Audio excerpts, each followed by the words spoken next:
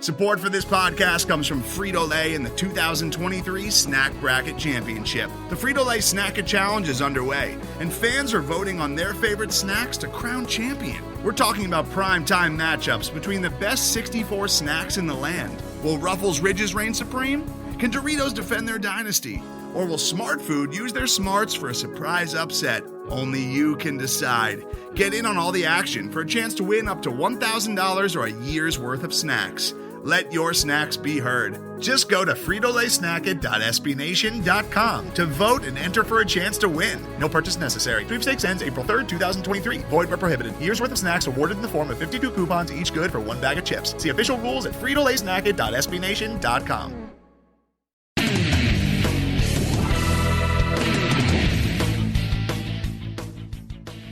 What's up, Night fans? Welcome to episode number 49 of the Black and Gold Banneret Podcast. I'm Jeff Sharon, along with Eric Lopez, and all of a sudden, Eric, no more UCF sports to talk about for the remainder of, until August. Baseball's done, softball's done, it's all over. What are we going to do, man? Well, we'll march on, and we got off season. A lot of former Knights doing good stuff, and we reminisce. That's right. We'll talk with you about. We'll reveal our summer plans here in a few. Like Eric mentioned, you're not gonna completely be able to get rid of us, but we do have a lot to talk about here. We've got obviously baseball season comes to an end in the Tallahassee Regional in a pair of games, losses to Auburn and Florida State. We will talk some football schedule. We'll talk some basketball schedule to get you ready, and we got an award to give props out to for you as well. So, first of all, make sure you follow us at blackandgoldbanneret.com. Sign up for email alerts there for any new content that we come up with that will be happening throughout the summer as we get ready for the 2017-2018 academic year. We will talk about, what else? Oh, yeah, Facebook. Don't forget that. Black and Gold Banneret as well. Also on Google+. And also, look us up on Twitter at UCF_Banneret. You can hit me up at Jeff_Sharon. You can hit Eric up at Eric Lopez Elo. And subscribe to this podcast and rate us, if you haven't already, on iTunes, Google Play, SoundCloud, and TuneIn. All right. Lopez, let's talk baseball. We were looking forward to this Tallahassee Regional. The Knights go to Tallahassee for about the umpteenth time in school history when it comes to NCAA time. We thought it would be either Gainesville or Tallahassee. Ends up being Tallahassee. I thought the Knights. We talked about how that would have been a tough draw last week with Auburn being the 3, UCF being the 2 in that regional. And lo and behold, that's exactly how it played out. Auburn got the 7-4 win in the Knights' first game on last Friday. This was a tough one because the Knights were trailing in this game 4-1. They were down by as much as 7-1 in the 8th.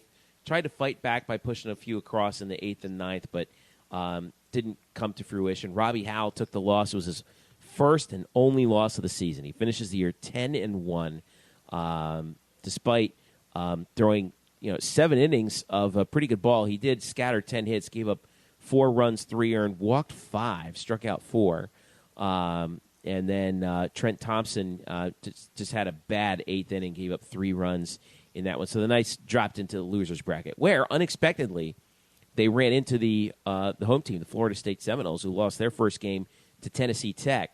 And but Florida State jumped out 3-0 in the 3rd on a home run by Luck. It was just, and then they got another homer by Walls later on in the game to make it 4-0. They were up 5-0 at one point. Matthew Micah with the RBI single knocked in the final run of the season for UCF to make it 5-1, and the final ended up being 6-1. The Noles with 11 hits to UCF's 6. Chris Williams takes the L in that one, 5-4.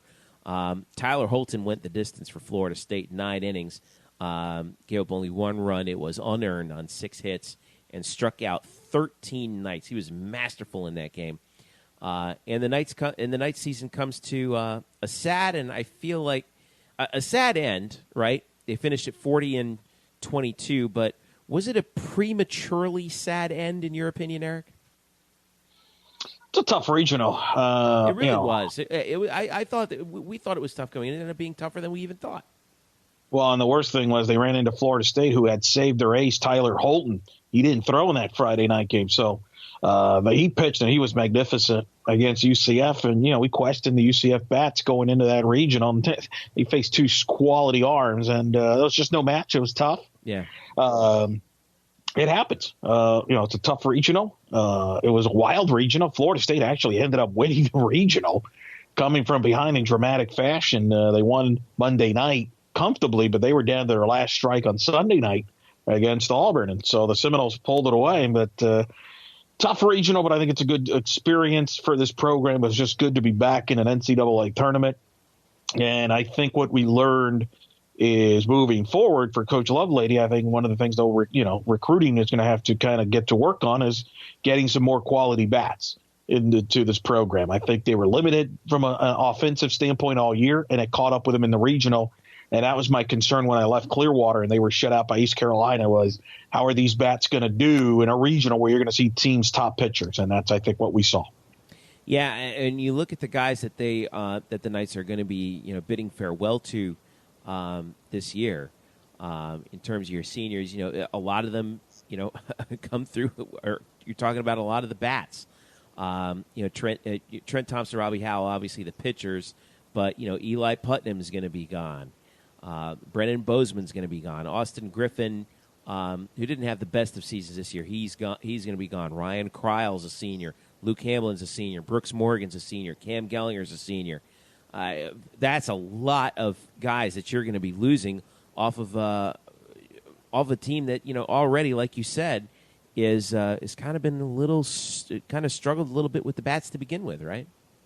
It was, but again, I don't know if from a production standpoint, some of them were certainly big parts, but again, they were kind of limited. They overachieved, if you want to be truthful. I think they overachieved in a lot of ways, and credit to Coach Lovelady for taking guys that weren't his, and he got the players to buy in, and I think the players definitely bought in 100%, and they maximized their abilities. I mean, I think this was a limited team, and considering what they accomplished, 40-plus wins, a conference regular season title for the first time in the program since 2004 when they won the A-Sun, an NCAA tournament appearance. I think it's a heck of a run, and I'm fascinated to see what Coach Lovelady will have coming in starting next season. I know they're excited about shortstop that's coming in. It's going to be could be their potential shortstop next year, among others. They do return a good core of the pitching staff. Sheridan will be back. Williams will be back. Remember, they get Cree Finfrock back and some of this you have to kind of wait and see because of the Major League Baseball draft too. Let's keep that in mind. Who could get drafted? Like a Finfrock is eligible to get drafted, but he missed a whole year due to injury. If he were not to go pro, he could be back all of a sudden to that rotation. And you got Barr. Will Barr get drafted, or does he come back? So there's some interesting questions that will be certainly interesting to follow coming up here in the draft. But I think Lovelady has set the foundation, and I think that the program's in a very good hands. And I think for the first time in a while, I think a lot of people feel good about where the program's headed. Yeah, and one of the things that I think was encouraging, you touched upon this. I wanted to go back to the post game after the second loss to Florida State. Greg Lovelady, who we both share the sentiment that he's just an amazing job. Coach of the Year this year in the American, well-deserved. I think he deserves consideration for National Coach of the Year. Fighting back tears in the press conference. This is what he said. I thanked the seniors. Told them how much I loved them.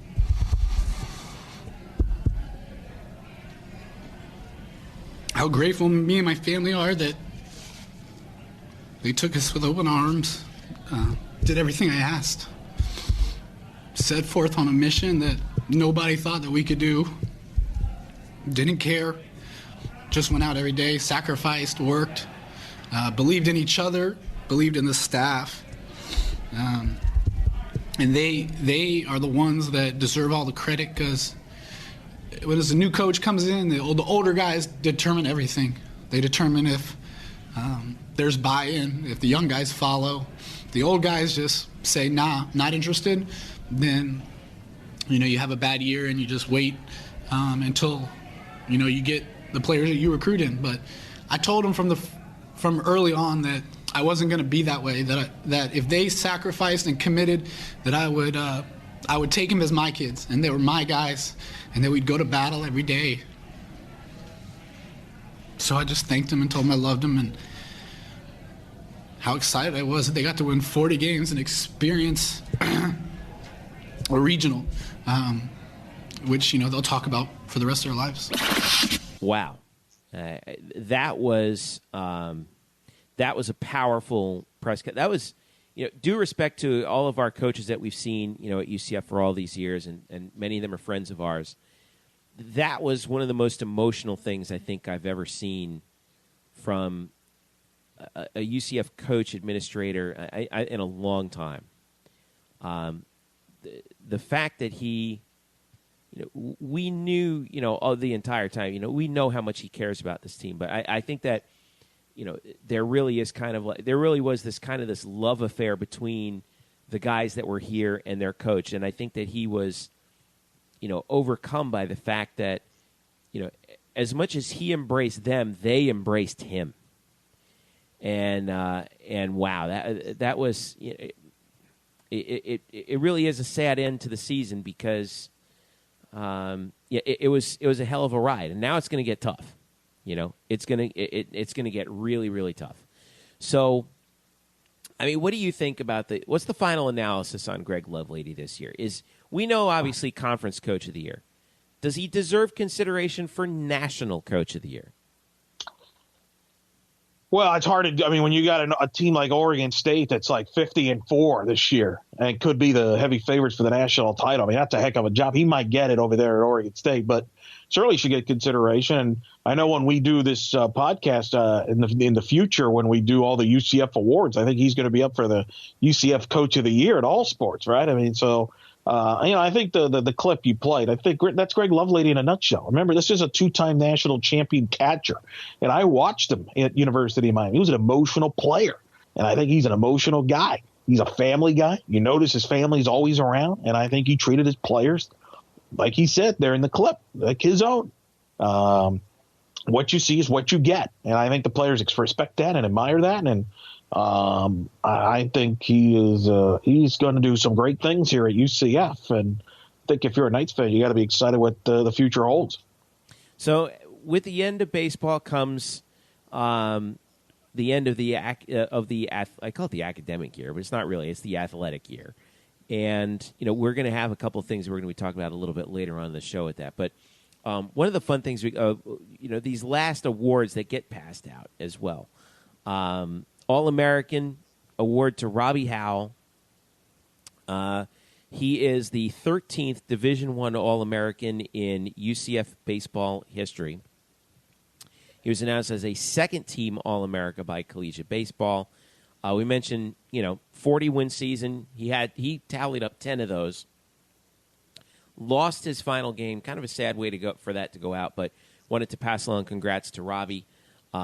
On that, he was coming into that game against Florida or against Auburn, 10-0 with a 3.28, 90 strikeouts in 96 innings. What a year for him from White, Florida, and the first UCF pitcher since Zach Rogers in 2015 to be an All-American, 7th UCF pitcher in school history. So, congrats to Robbie, and congrats on UCF baseball for a great year. It's going to be a tough one coming back because I think that I wonder how tough the conference is going to be next year compared to this year. We saw how much the conference, the AAC, improved from this year to next. We saw how good they were in Clearwater. It's going to be a tough break, but when you look back at this season, Eric, man, what a ride it was for UCF baseball. It's kind of like that, bittersweet ending that it was with basketball and with men's basketball and women's basketball and football, to be honest with you. But wow, it's kind of like, wow, you're kind of seeing some really good things growing for this team here, don't you think? The resurgence of the baseball program. Yeah. I think that's the way I would describe the word. Back in prominence. Week where Eric Skoglund made his Major League Baseball debut, got a win against Detroit, got 2 starts in the week. In a week where Ben Lively made his debut with the Phillies and got a win. I mean, it was, there's a lot to sell. And obviously by the time we see baseball again in the fall, we'll probably see a new look stadium. There'll be some renovations. So interesting to follow that. So they're starting the renovations already. As soon as they knew that we weren't hosting, they were gonna start breaking the shovels out and start getting to work on that. I'm excited for that. That should be a lot of fun. And but you mentioned Eric Skoglund and Ben Lively getting their first starts in the majors. Here's a pretty cool little bit of news. This past week, Eric Skoglund got his second start for Kansas City. Drew Butera was his catcher, the first ever all UCF battery in Major League history. So what a time it is for UCF baseball. Yeah, that was on Sunday. Things didn't go as well for Skoglund. He got the loss against the defending American League champion Cleveland Indians. But, that's a pretty cool treat. No Drew. Very happy for Drew as well.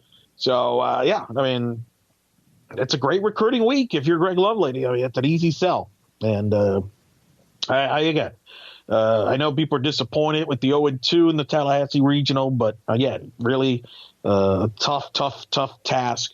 And I think they maximized their abilities, and I think overall it was a phenomenal year. If you would have told me in January that this team would win a regular season title in a top 4 conference RPI, win 40 games, make the NCAA tournaments, I mean, you would have taken it. So it's a tremendous start to the Lovelady era. So we will have now along those lines. Now, here's what we're going to do over the summer. Little announcements for you here.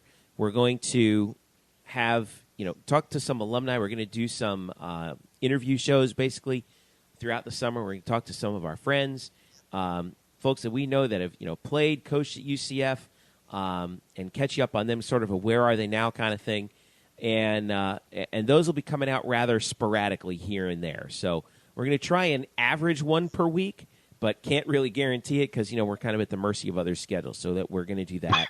And we're going to do an award show. And we are going to do – that's the other thing, too. We want to do a little award show. Our next show number 50, Eric, is going to be an award show. Yes. Our little – we haven't even figured out what the heck we're going to call it. We're going to call it the Bannies, I guess. I'll let you say for the Banneret. I don't know. The Elos. I mean, maybe. I don't know. We'll figure it out. Maybe you guys should send a suggestion to us by tweeting us at UCF_Banneret because, like we said, this is our first year doing this. What a year it has been. But, it's going to be fun. And we're going to do some – I know that for sure we're going to do Athlete of the Year. We're going to certainly female Athlete of the Year, male Athlete of the Year. We're going to do Coach of the Year. We're going to do Game of the Year as well. So, and maybe we'll do like Moment of the Year as well, like because that's different, different from Game of the Year. So, we're kind of ironing it out. And we'll figure it out, but I know it's going to be fun for you. I'm actually going on vacation later on this week when we when we take a little breather here, and we'll figure all that out. So be on the lookout for that. All right, we're going to take a quick break. When we come back, we've got a few news and notes to sort of wrap up, and then we will and then we will get out of here in show number 49 here on the Black and Gold Banneret Podcast. Stick around. We'll be right back. Hello, Night Nation. I'm Andrew Fegley. And I'm Trey Strelko. Where are we? This isn't our usual spot. It looks like we've landed in the Black and Gold Banneret Podcast. Oh, yeah. I've heard of those guys. You know, Nightline has UCF sports covered. Week in and week out, we bring you interviews with newsmakers and in-depth analysis of UCF sports. Subscribe to our weekly podcast on iTunes, SoundCloud, Stitcher, or wherever you get your podcasts. Be sure to subscribe to Nightline on YouTube, like us on Facebook, and follow us on Twitter at UCF_Nightline. Trace, can we go back to the 1148 studios now and start working on our next all-new Nightline? How do we get out of here? Go Knights! Charge on. Now back to you guys in the Black and Gold Banneret Podcast. Welcome back to the Black and Gold Banneret Podcast. Jeff Sharon, Eric Lopez with you. Follow us at UCF_Banneret, also on Facebook and also on blackandgoldbanneret.com. You can subscribe to this podcast on iTunes, Google Play, SoundCloud, and Tune In. All right, Elo, let's wrap up a couple of quick things that we have before we get out of here. I wanted to talk about, basketball schedules in general, all right? First things up, basketball schedule, they announced two big matchups here in the non-conference, all right? First off, home and home against Alabama. Hashtag We Want Bama in basketball. December 3rd, 2017 at Tuscaloosa. And then the Tide come here to Orlando in 2018, date to be determined. And the Knights also secured not a fellow SEC team, but another SEC team, Mizzou, coming to CFE Arena, confirmed November 30th.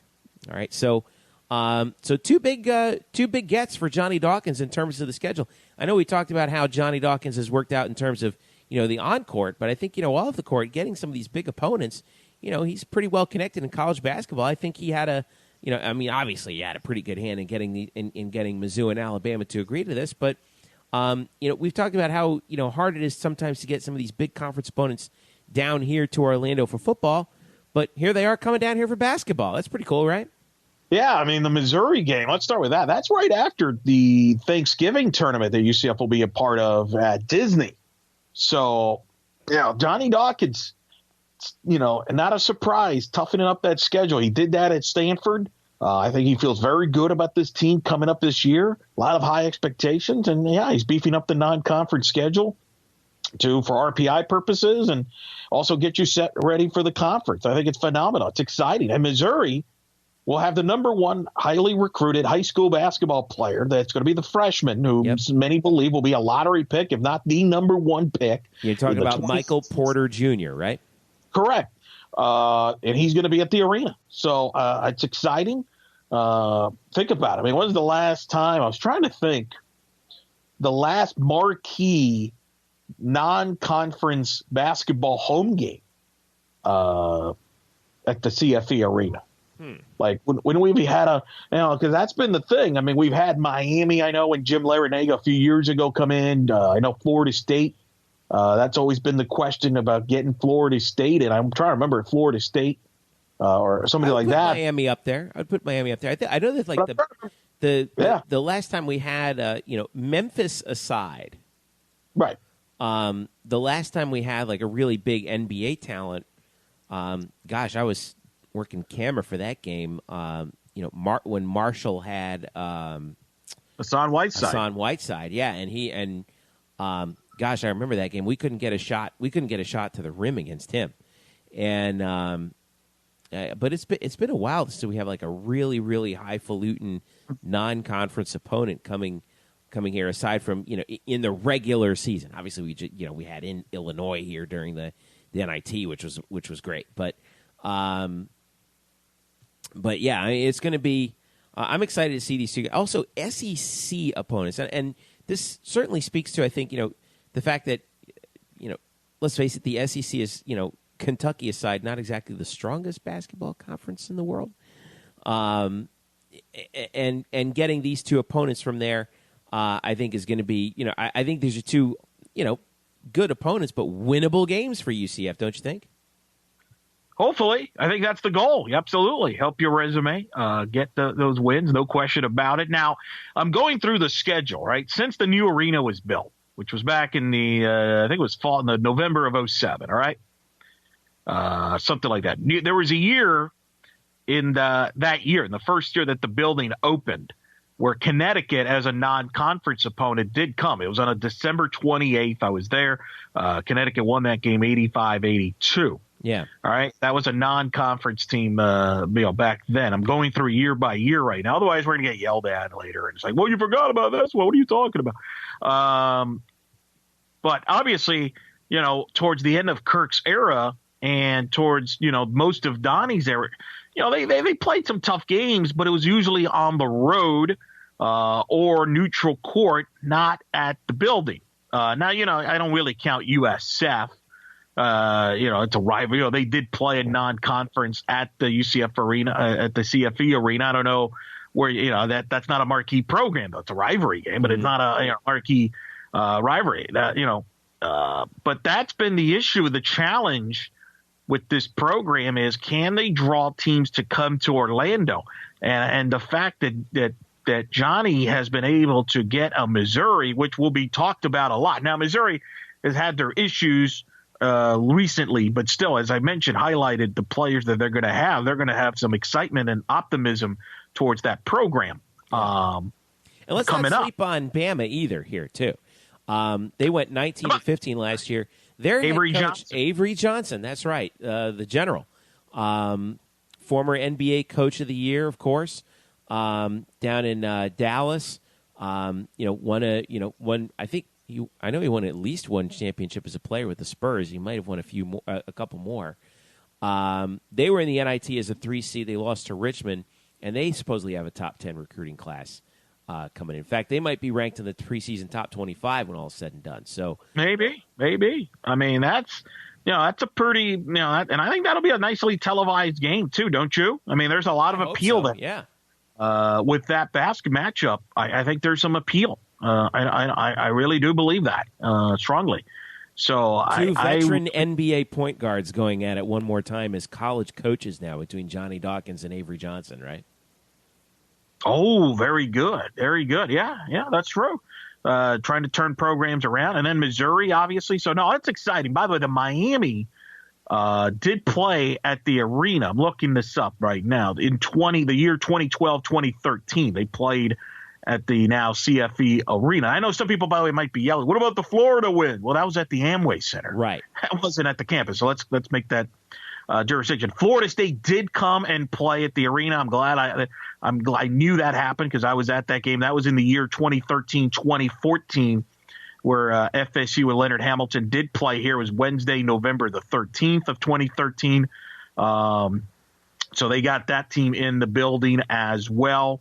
But that's about it, Jeff. I mean, it's not been easy to get teams here. So I think that's exciting. As far as, getting a marquee home game with Missouri this year and then Alabama the following year. And who knows what else is to follow. Yeah. So I'm hoping that this is like you said, this is the first of many opportunities that this happens. And remember, they're playing at Disney. We don't know the brackets or that. That'll be announced in the summer. But among the teams that will be in that tournament is West Virginia. Mm-hmm. So who knows? There is a possibility that UCF could play West Virginia in that tournament to beef up that schedule as well. So, I mean, this could be a marquee, one of the most impressive UCF basketball schedules of all time when all is said and done, depending on how this plays out. And with the expectations after the great finish last year, the great run, Taco Fall coming back. Yeah.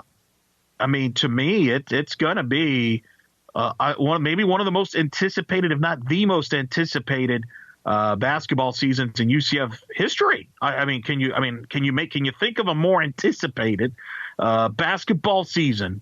In the history of this program? I can't. Most anticipated, I think, since Jermaine Taylor's senior year. I remember there being a lot of buzz with Jermaine coming in to that last year, and AJ Ramsa, kind of being his, the, his, little brother to big brother thing, and that. But I still think that pales in comparison to what we're talking about here with Taco Fall. Speaking of anticipation, football. We're only, it's June the 5th, 6, 7, 8. We're 3 months away from We're less than 3 months away from the start of football season. Can you believe this already? And we have some TV schedule news to pass along as well. So nothing yet on the September 2nd FIU game. We're hoping, as fans, that they move that game to that. I think you said that, was it that Thursday? Well, I do wonder if it's a possibility if that game gets moved or not. Who knows? And the reason I bring it up is more of a competitive situation. Memphis, who UCF will play on the 9th, will open their season at home on a Thursday night, the Thursday night of the opening weekend of the season. So if you're UCF, do you want to have, play on a Saturday while Memphis is playing on a Thursday night? That means they would have a 2-day advantage on you for preparation. And let me ask you this. By the way, Memphis is playing Louisiana Monroe at home on that Thursday correct. Night, by the way. At home. Don't you think this is one of the main reasons why George O'Leary, who you've been around, hated playing conference games early in the season? Remember, George always said he wanted to play his 4 non-conference games and then get into conference. And I think this is one of the reasons why. Because now all of a sudden, it's easy to kind of manipulate, I don't know that's a strong word, but kind of maneuver the schedule in September in a situation like this. So now all of a sudden, you've got a conference game in week 2 of the season. You got a young defense. They got some questions you got to answer. And now all of a sudden the team you're playing is playing on that Thursday night. Now you got to move your schedule possibly to avoid being in a 2-day disadvantage. Now you might think that's overblown and it's overrated, but as a coach, that's important. Every day, every hour matters. It's a lot harder. A way that I can move that game if I'm a coach to sort of even that out, then yes. But remember, it takes 2 to tango, and we don't know if Butch Davis, remember, Butch is going to be coaching his first ever game at FIU whenever we play them. So if they move it to Thursday, maybe you could get some television out of that. Possibly. I think so. But it's going to be, you're not going to be on ESPN, but you might be on. No. You might be on You might be able to score yourself on ESPN News somewhere around there. ESPNU, I did look. I studied the TV listings because that's what I do. I knew you were into that. I did break that down because I had a feeling you were going to bring that up. ESPNU has yet to announce a game for Thursday night. Mm-hmm. Obviously, now ESPN already has announced Ohio State is at Indiana. They've already, they already have their ESPN game on Friday night. In fact, they have Navy at FAU on ESPNU on Friday night of the season. And I did notice most of the slots on that Saturday are already taken. Now, there's a chance that there's a noon game slot available on that Saturday. So here's the question. If you're a UCF fan, would you rather play on Saturday, let's say, at noon, or do you rather play on a Thursday or Friday night? Now, that's an interesting debate. Give me that Thursday, man. Let me start the Labor Day weekend off early on Thursday, with the game against FIU, Butch Davis and all that coming into town, and I'd be looking forward to that. But the one thing we do know for sure is the start times and TV networks for 3 of those first 5 games. You mentioned the Memphis game. That is set for 8 p.m. on ESPN News on Saturday, September the 9th. So that's locked in. That's going to be on the news.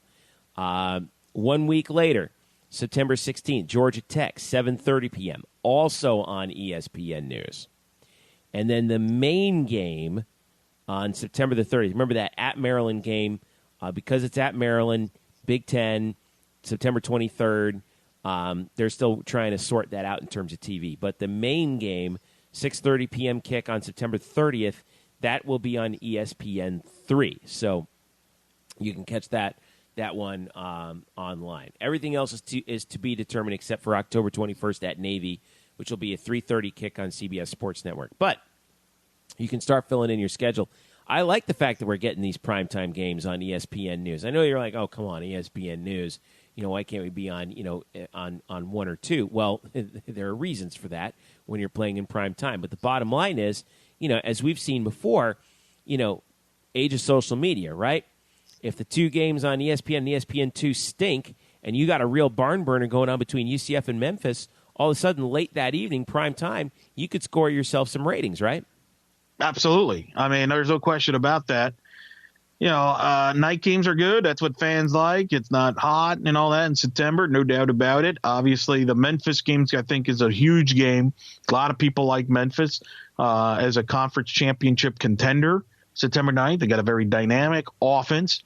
So I think that's going to be a lot of intrigue on the 9th on ESPN News. And then you mentioned Georgia Tech, the game on the 16th, ESPN News. The only negative about that game, as I've mentioned last week, was obviously that's going up at the same time as Florida State Miami is going to be playing at 8 o'clock on ABC that night. So you're going to lose a lot of, I think, casual people that would normally maybe either cover the game or watch the game or go to the game because of the Miami-Florida State factor, as well as Florida-Tennessee, in fairness, at 3:30 game on games. That's a monster day in the state of Florida.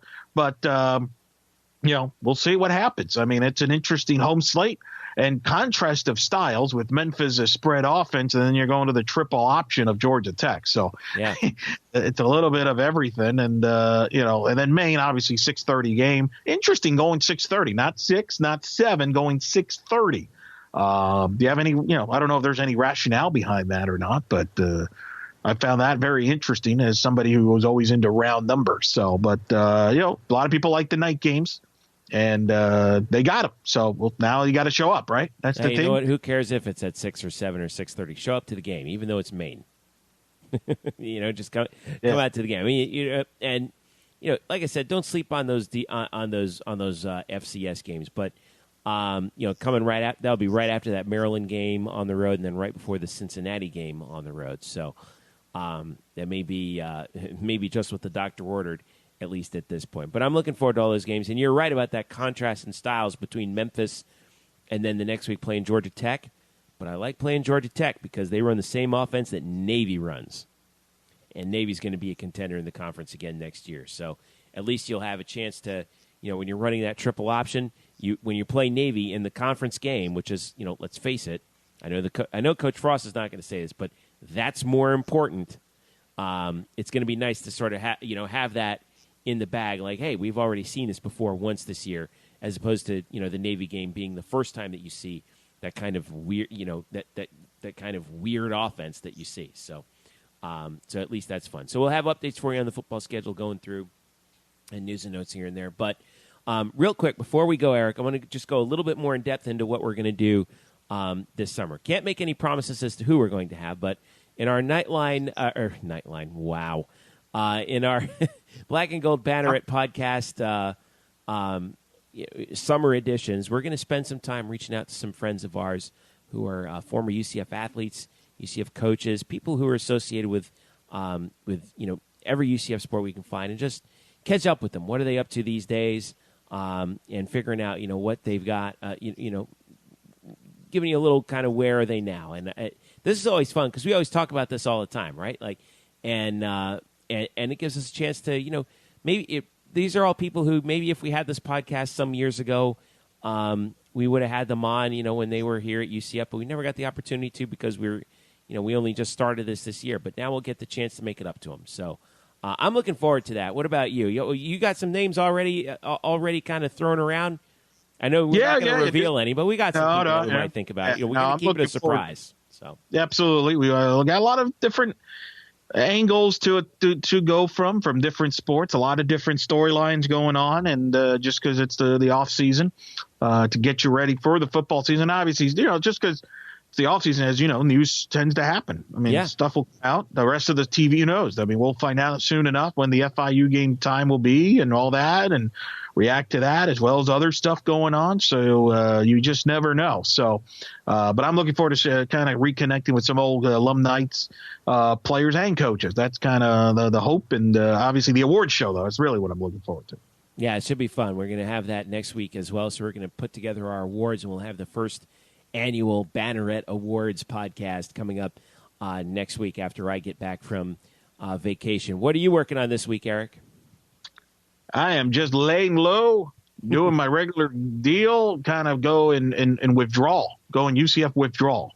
Then at Eric Lopez. No, you're not. You're going to be watching a lot of College World Series, Women's College World Series and Women's College World Series, right? That's correct. We're actually recording this on Monday night, June the 5th, and this crazy Oklahoma-Florida game's in the bottom of the 15th, tied at 4. And there's a possibility that by the time you guys are listening to this podcast, this game still hasn't ended. We think it have ended by now, but maybe it won't. Who knows? Maybe this game will go on forever, and but yeah, no, it's fun. You're right. There's the college baseball super regionals and World Series still going on, and obviously the Women's World Series, as you mentioned, going on, and a lot of other stuff going on. But no, hey, just just keep it here. We'll keep you updated on any developments. This will be good stuff. All right, so with that, we will wrap it up here on the Black and Gold Banneret Podcast for our 49th show. Our 50th is going to be the season-ending award show, Eric. How about that? Looking forward to that one. I have a feeling we're going to have a lot of debates, a lot of arguments, a lot of awards, a lot of interesting banter on who should get what. And like I said, I got goosebumps. I'm going to be thinking about that, to be honest, for the next week because there's a lot to digest. Yep, it's going to be a lot. But I'm looking forward to planning that one out. And by the way, if you have suggestions, send them to us. Look it up on our Facebook page, Black and Gold Banneret. Tweet it at us at UCF_Banneret. Tweet to me at Jeff_Sharon. Tweet to Eric at Eric Lopez Elo. And don't forget to subscribe and rate our podcast on iTunes, SoundCloud, Google Play, and Tune In as well. All right, Elo, I'll catch you later. Take it easy, bud. And thank you for listening. This has been the Black and Gold Banneret Podcast. We'll catch you with our award show next week.